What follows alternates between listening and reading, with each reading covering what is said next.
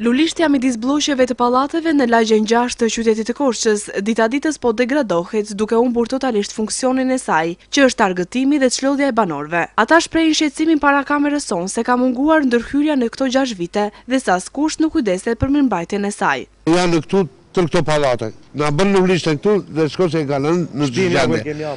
Ne këtu po na pres epidemia këtu. Po bën ja 6-7 vjet më duket. Që s'është vite që nuk është ndryrë? Jo, asnjë nuk ka ndryrë këtu, që të vinë të pastrojnë nga bashkia. Çfarë bëni ju për ta mirëmbajtur? Çfarë hapësira të përbashkëta? Pa, bëjmë çfarë të bëjmë? Ne pasuan ndonjëri? Çfarë? Ja, kjo është, të vinë bashkia, ta pastrojë, të vjen një punëtor, ta pastrojë. Stolat kush i ka dëmtuar? Stolat jam dëmtuar vetë, si kemi dëmtuar neve. Po ju vetë kujdeseni për pastërti? Kujdesemi.